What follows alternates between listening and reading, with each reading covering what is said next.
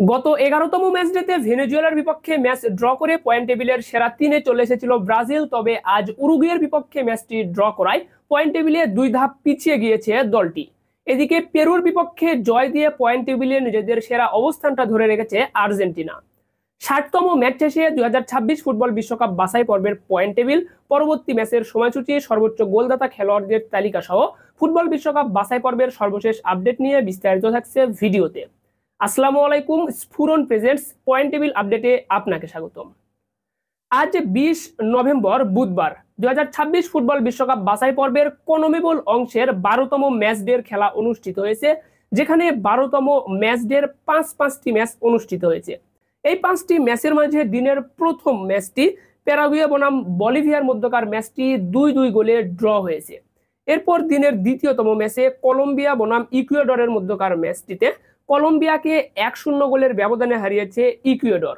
এরপর তৃতীয়তম ম্যাচে পেরুকে 1-0 গোলের ব্যবধানে হারিয়েছে আর্জেন্টিনা। এরপর চতুর্থতম ম্যাচে ভেনেজুয়েলাকে 4-2 গোলের ব্যবধানে হারিয়েছে চিলি। এরপর ব্রাজিল বনাম উরুগুয়ের মধ্যকার ম্যাচটি 1-1 গোলে ড্র হয়েছে। তো ব্রাজিল বনাম উরুগুয়ের মধ্যকার এই ম্যাচটি দিয়ে 2026 ফুটবল বিশ্বকাপ বাছাই পর্বের কনমেবল অংশের 60তম ম্যাচ শেষ হয়েছে। এই কনমেবল অংশে সর্বমোট ম্যাচ অনুষ্ঠিত হবে 90টি ম্যাচের মধ্য দিয়ে 2026 ফুটবল বিশ্বকাপ বাছাই পর্বে কনমেবল অংশ থেকে 6টি দল চূড়ান্ত হবে সরাসরি 2026 ফুটবল বিশ্বকাপের জন্য। যেহেতু 60তম ম্যাচ শেষ হয়েছে এবং এখনো 30টি ম্যাচ বাকি রয়েছে, এরই মাঝেই কিন্তু পয়েন্ট টেবিলের লড়াইটা বেশ জমে উঠেছে। কোন 6টি দল সরাসরি জায়গা নিশ্চিত করছে কনমেবল থেকে 2026 ফুটবল বিশ্বকাপে। চলুন এক নজরে দেখে নেই পয়েন্ট টেবিল কোন দলের অবস্থানটা কোথায়, তাহলেই বুঝতে পারবেন। তো অবশ্যই ভিডিওতে একটি লাইক দিয়ে চ্যানেলটি সাবস্ক্রাইব করবেন, ফেসবুক পেজটি ফলো দিতে ভুলবেন না খেলাধুলার সর্বশেষ আপডেট সবার আগে পেতে। তো 20 নভেম্বর বুধবার 2026 ফুটবল বিশ্বকাপ বাছাই পর্বের কনমেবল অংশের 60তম ম্যাচ শেষে পয়েন্ট টেবিলের 10 নম্বরে অবস্থান করছে পেরু। পেরু 12টি ম্যাচ খেলেছে, 12টি ম্যাচের মাঝে তারা 1 ম্যাচ জিতেছে, 4 ম্যাচ ড্র করেছে এবং 7টি ম্যাচ তারা হেরেছে। 1 ম্যাচের জয় ও 4 ম্যাচ ড্র করে পেরু পয়েন্ট পেয়েছে 7।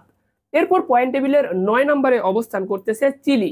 চিলি 12টি ম্যাচ খেলেছে, 12টি ম্যাচের মাঝে 2 ম্যাচ জিতেছে, 3 ম্যাচ ড্র করেছে, 7 ম্যাচে হেরেছে। চিলি সর্বমোট পয়েন্ট পেয়েছে 9। এরপর পয়েন্ট টেবিলের 8 নম্বরে অবস্থান করছে ভেনেজুয়েলা। ভেনেজুয়েলা 12টি ম্যাচ খেলেছে, যেখানে 2 ম্যাচ জিতেছে, 6 ম্যাচ ড্র করেছে, 4 ম্যাচে হেরেছে।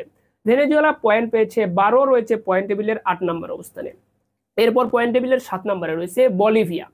বলিভিয়া 12টি ম্যাচ খেলেছে, যেখানে 4 ম্যাচ জিতেছে, 1 ম্যাচ ড্র করেছে, 7 ম্যাচই তারা হেরেছে। বলিভিয়া তারা পয়েন্ট পেয়েছে 13।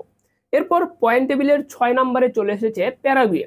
প্যারাগুয়ে 12টি ম্যাচ খেলেছে, যেখানে 4 ম্যাচ জিতেছে, 5 ম্যাচ তারা ড্র করেছে, 3টি মাত্র ম্যাচ হেরেছে প্যারাগুয়ে। সর্বমোট পয়েন্ট অর্জন করেছে 17 পয়েন্ট নিয়ে পয়েন্ট টেবিলের 6 নম্বরে অবস্থান করছে প্যারাগুয়ে। বর্তমানে কিন্তু সেফ জোনে অবস্থান করছে প্যারাগুয়ে দলটি।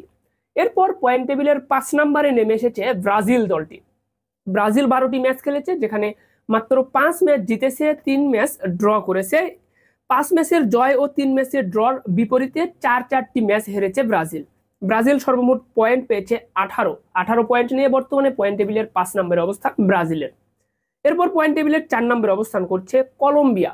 কলম্বিয়া কিন্তু পয়েন্ট টেবিলে পিছিয়ে গিয়েছে। কলম্বিয়া 12টি ম্যাচ খেলেছে, যেখানে তারা 5 ম্যাচ জিতেছে, 4 ম্যাচ ড্র করেছে, 3টি ম্যাচ তারা হেরেছে। কলম্বিয়া পয়েন্ট পেয়েছে 19, রয়েছে পয়েন্ট টেবিলের 4 নম্বরে। পয়েন্ট টেবিলের 3 নম্বরে রয়েছে ইকুয়েডর। ইকুয়েডর 12টি ম্যাচ খেলেছে, যেখানে 6 ম্যাচ জিতেছে, 4 ম্যাচ ড্র করেছে, 2 ম্যাচ হেরেছে। ইকুয়েডর পয়েন্ট পেয়েছে 19, রয়েছে পয়েন্ট টেবিলের 3 নম্বর অবস্থানে। পয়েন্ট টেবিলের 2 নম্বর অবস্থানে চলে এসেছে উরুগুয়ে।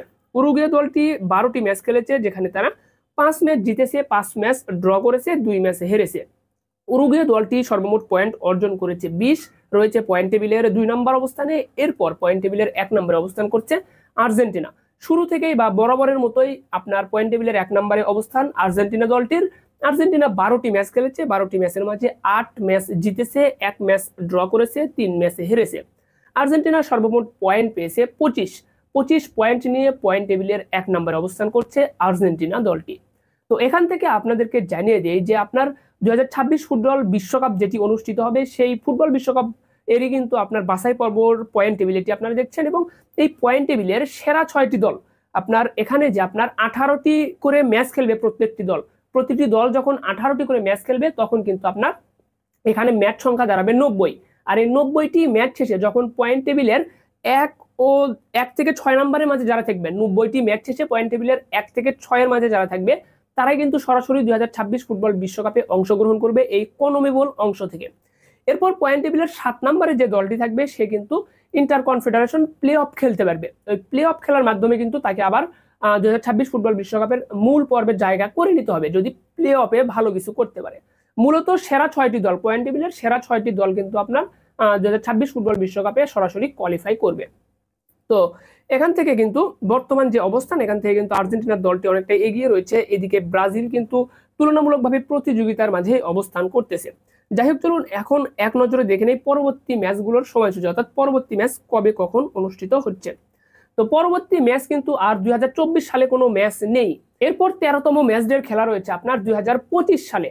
2025 সালের মার্চ মাসে কিন্তু 13তম ম্যাচ ডের 5টি ম্যাচ অনুষ্ঠিত হবে। তো 2025 সালে 13তম ম্যাচ ডের প্রথম ম্যাচটি রয়েছে প্যারাগুয়ের বিপক্ষে চিলির। ম্যাচটি অনুষ্ঠিত হচ্ছে 20 মার্চ 2025-এ। এরপর কিন্তু আপনার 62তম ম্যাচে ব্রাজিল মাঠে নামবে কলম্বিয়ার বিপক্ষে। এই ম্যাচটি রয়েছে 20 মার্চ 2025। এরপর কিন্তু আপনার 63তম ম্যাচ রয়েছে পেরুর বিপক্ষে বলিভিয়ার। এই ম্যাচটি রয়েছে 20 মার্চ 2025। এরপর 64তম ম্যাচ আর্জেন্টিনা মাঠে নামবে উরুগুয়ের বিপক্ষে। এই ম্যাচটি রয়েছে 20 মার্চ 2025। এরপর ভেনেজুয়েলার বিপক্ষে মাঠে নামবে 65তম ম্যাচে ইকুয়েডর। ম্যাচটি রয়েছে 20 মার্চ 2025। অর্থাৎ 20 মার্চেই কিন্তু এই 13তম ম্যাচ ডের 5টি ম্যাচ অনুষ্ঠিত হবে। এবং ম্যাচগুলো কখন শুরু হবে এই সময়টা কিন্তু এখনো নির্ধারণ করা হয়নি। যখন নির্ধারিত হবে সময়টা তখন আপনাদেরকে আলাদা একটি ভিডিওতে পূর্ণাঙ্গ সময়সূচিটা জানিয়ে দেবো।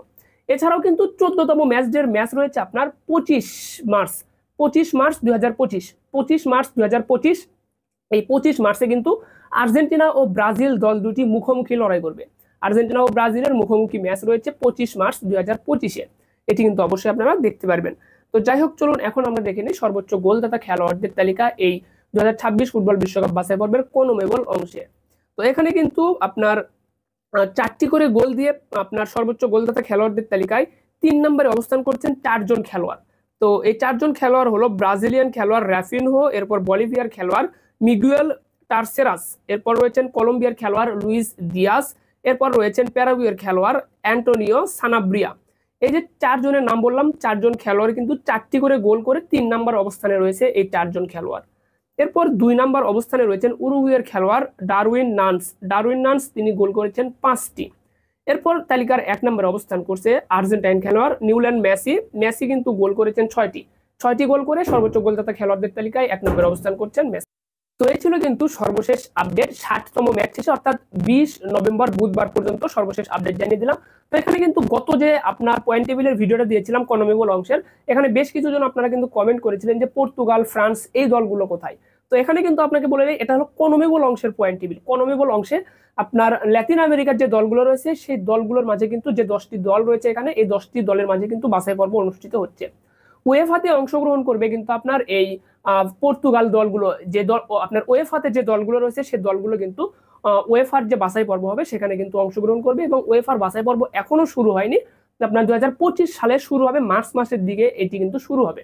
তখন কিন্তু সেই আপডেটটা আপনাদেরকে জানিয়ে দেওয়ার চেষ্টা করব। তো এটা ছিল মূলত কনমেবল অংশের পয়েন্ট টেবিল। আশা করি সম্পূর্ণ বিষয়টা আপনারা বুঝতে পেরেছেন। ধন্যবাদ সকলকে, ভালো থাকবেন সবাই, দেখা হচ্ছে পরবর্তী ভিডিওতে। আসসালামু আলাইকুম।